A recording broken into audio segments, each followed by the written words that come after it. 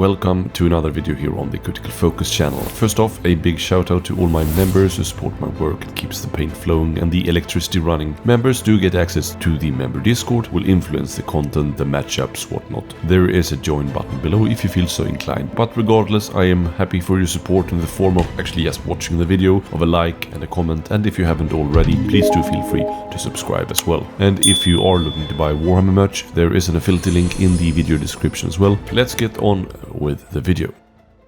Alright, let's check out the new rival deck, allegedly geared to help out the little guys and gals of the Underworlds, but also it might help out other fighters, as the plot card states that any fighter with a health characteristic of 2 or less, or fighters with 2 or more wound tokens are tempered. So even if they've missed 2, just like with the countdown to Cataclysm, to actually write on this very card that explains the mechanic that this is indeed a plot card and that the deck contains a plot card. The articles leading up to this release do state that. So what that means is that you can't complement this deck with another rival deck that contains a plot card for Nemesis, which is a bummer given that the Cataclysm deck is super solid, not least in the end phase department, where I feel this deck could need some love and complementing. This deck is, by the way, tagged Flex, so it should naturally be helping out warbands such as the new Goblins, the Cunning Crew, Crimson Court, etc. by that logic. I'm not sure I agree too much with that notion, but let's jump in and see what the deck has to offer and what all this talk of tempered fighters is really all about. As always, I'm going to start with the objectives, looking at the search objectives first. And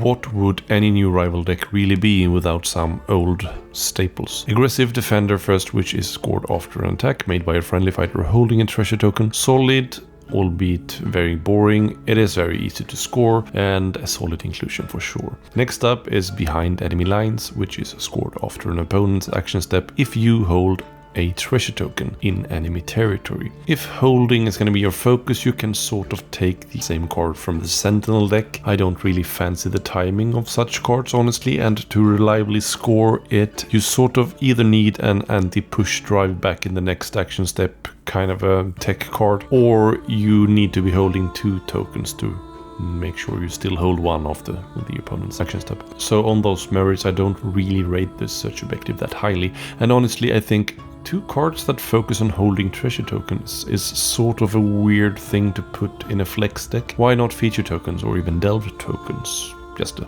thought. Double team is next, which is scored after a successful attack if the target was flanked. Do note that if a target is surrounded, they also counts as flanked, so you are not screwing yourself over by having more support, as it were. So this is like a really solid horde pick, or even something for mid-sized warbands to score fairly easily. Also Eileen, or anyone equipped with hidden aid to count adjacent enemy fights as flanked, score this on their own as well. Immovable is next, scored after an opponent's action step if a friendly tempered fighter was the target and wasn't slain. This seems rather trivial really. Even your little guys will dodge some attacks, and even your big burly fighters with 2 wounds previous to the attack will score you this. Solid card. Do note that you have to be tempered while being the target, not after suffering the damage. So if you meet the criteria after having suffered that damage, you won't score it. So for example, Morgok is still on his 5 health without any damage taken. He takes 2 damage and becomes tempered. He won't score it for you. You get the point. Power in numbers is scored immediately after an action step if 3 or more tempered fighters with no move or charge tokens are adjacent. If you are the underdog, 2 is enough. So yeah, here you go, Drisket and Squigs. Well, you can't score it with Drisket because he's 3 health, but you can put the Squigs next to another starting hex where you have a friendly Git basically on 2 health, and you will score that even if you like pass in your first action step. Obviously very solid for hordes, but do also note that you will score this from not only friendly fighters but simply fighters. I think this is quite good in the right warband. Sneak into position is scored after an opponent's power step if 2 or more tempered friendly fighters are adjacent to the same enemy. I'm not sure about this honestly, as the timing makes this one a bit awkward. Having 2 friendly fights adjacent to the same enemy fights might be, given when you draw this of course, tricky enough to set up after your own action step. and after your opponent's action step it's even harder to stay around there, so I don't really rate this super highly, given how many other solid searches we have available to complement from other sources in the Nemesis format. That's all of the searches. I do rate aggressive defender, double team, immovable, and given what warband you are fielding, power in numbers as well. So I certainly think we could be way worse off in this part of the deck.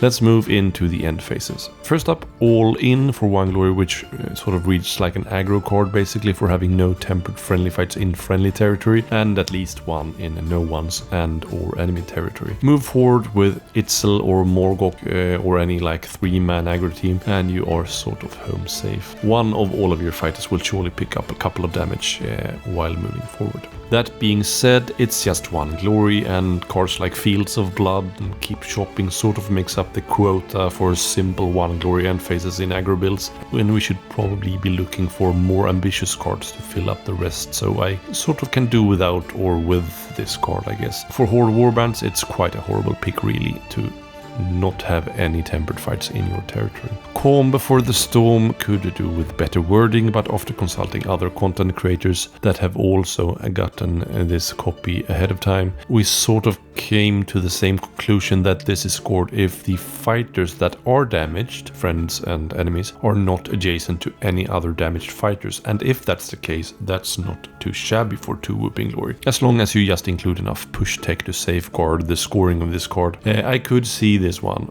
pairing up nicely with something like Alone in the Dark. Next up is a risky position for 1 glory if you have at least 1 friendly tempered fighter in enemy territory. So I much rather take this one than all in for a slightly easier condition of sort of the same thing for the same amount of glory. It's in the same ballpark of trivial cards as Keep Shopping, etc. Trial of the Tempered is 3 whole glory for every fighter on the battlefield being tempered. This has to be then compared with other 3 glory end phases, of which we have a couple that are actually quite easy, like Supremacy and Strip the Realm. And given how relatively trivial they are for the whole 3 glory shebang that they give you, this should probably, like the Everyone is Void Cursed card before it, be 4 glory honestly, because in contrast to those objectives, the Strip the Realm and the Supremacy that is, you won't, without the massive portion of luck, score this in any end phase except the 3rd one, and even there it's not reliable enough in my opinion. The Void Cursed deck on top of that had several cards that could make enemy fights Void Cursed, which this deck lacks. So all in all, I'm not a fan. Next up is 2-pronged assault for 1 glory. 2 or more friendly tempered fighters in enemy territory seems a bit uncreative to sort of make 3 cards that all reads very similarly for 1 glory. And yeah, it's trivial for something like Sarbax, but I wouldn't take this for... I would probably not take this at all, but I certainly wouldn't take it for Elite Aggro, as it might be unscorable as a late draw with only 1 fighter left, and just 1 glory at that, so no, I'm not a fan of this one either. Lastly, we have a Usurper, which needs us to have killed the enemy leader with a tempered friendly fighter in this battle round. It's 2 glory, but it's also a real feels bad card if we complete the condition before we draw this card. And sort of keeping an enemy leader that could be killed around just to hope to draw this later also feels weird to me. So I think this feels odd design-wise to me, and even for say a warband like Sorbag, the most potent fighters there are 3 wound fighters, so they need to be vulnerable or let someone else do the killing for them to score this one. We do have some tech to make other fighters than those normally fulfilling the conditions to be tempered, but honestly not all that much, and I sorely wished a more solid 2 glory end phase card would round out the objective deck here. So I think this is where this deck fails to deliver. We have 3 1 glory end phases that are okay, but nothing more than that. 1 2 glory end phase, the all damaged fighters are not adjacent. That is actually okay, but the big 3 glory end phase and this last one for 2 glory just falls way short, I think. So let's check out the ploys to see if those make me any happier. Death Throws first, which debuffs incoming attacks against a single tempered fighter by -2 dice. Sort of a fun trick for Kanan, for example. Force your opponent to attack Kanan with a once per game ability, and if he's tempered, have them attack with -2 dice. I think it's a very good card generally to save a crucial fighter or dissuade your opponent from driving you back from a crucial objective, for example. Fake Out is a possible pin card card on an enemy fighter adjacent to a friendly tempered fighter. On a roll of a hammer or sword, they take a damage. If you are the underdog, it also works on crits. So at least a 50-50 in any given scenario. The fact that it works on vulnerable fighters and have that decent odds of actually landing the damage makes this fairly decent as a pick. Final stand means you can't be pushed in the next action step. Not terribly exciting, but might help you score those after your opponent's action step timing searches if you fancy them. I really don't. Opportunity Strikes is a search ploy for +1 dice for a tempered fighter. Yeah, sort of vicious intent or determined effort. Light, but still solid, and given you can pile search abilities on top of each other as long as it's not ability stacking, they can add up. Wish there were some added bonus here, like on those cards I mentioned there, like +2 dice if 2 or more temper friendly fighters are adjacent to the target or whatever. Or like an underdog buff, I guess. Power from Death is another search ploy that reacts to a friendly fighter with a bounty of 1 or less being slain by an enemy fighter if that friendly fighter was tempered. Draw 3 power cards. Useless if you want to mix this deck for elite aggro, for example, but otherwise a pretty solid card draw. Running Riot is another search ploy that reacts to a successful attack by tempered friendly fighter to make another friendly fighter become tempered as well. Helps the scoring of some objectives, obviously, and could be especially good if you plan to mix this deck for elite warbands. Sidestep, another old friend. Yeah, lazy design to just put sidestep all over the place, but yeah, it's very good. Spiteful Traps is pick an enemy fighter with 3 or more health within 2 hexes of your leader and give that fighter a move token. This could be quite nasty for big centerpiece warbands with a Mollog or Kanan moving forward, killing fighter 1 and locking down fighter 2, for example. Certainly useful tech for the right warband in the right circumstance. Synchronized Effort is pick 2 tempered friendly fighters and swap their places around within 4 hexes of each other. So for a Mollog that has a couple of wounds or is tempered from another source. Charge in, for example, with a bat squig first, far into a vital position in enemy territory. So swap them round off perhaps, and hopefully bat squig has softened them up. There was some initial damage, and get Mollog into the same spot without the charge token, while also then saving bat squig from being smushed to smithereens. That sounds really useful for those types of scenarios.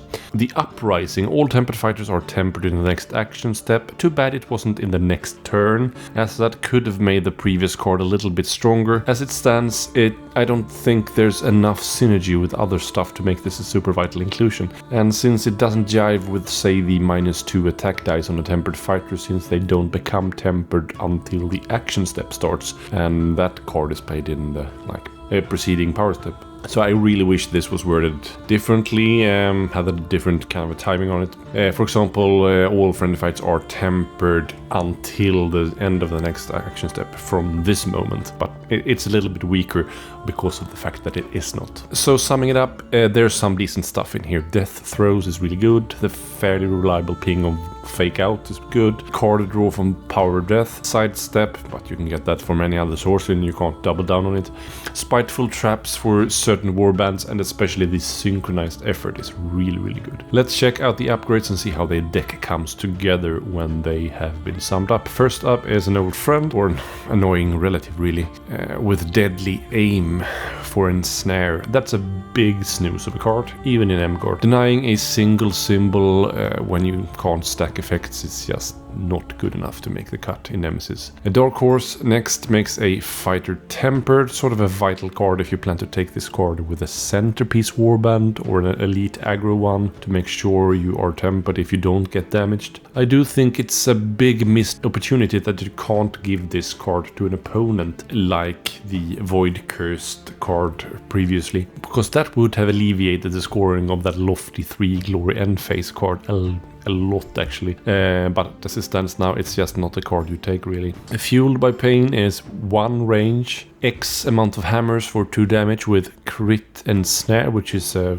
god-awful weapon ability. X here equals the amount of damage you have suffered. You can pile Grievous and Keen Eye on this for a pretty solid late game finisher for your elite guys, but odds are they are probably already pretty darn accurate at that point, Voltroned up by being inspired and having a lot of upgrades already. It's probably only vaguely more accurate than their existing attack if they haven't taken, for example, like 4 damage or more. I can see it being useful for some really damaged Morlog or Black Powder or Canaan. So I'm honestly not super impressed by this. For hordes, they basically need to be dead before this attack lands anything at all, so we've seen a lot better weapon upgrades earlier. Great Fortitude next, yeah, same there. Boring to include this in every deck, but it's good.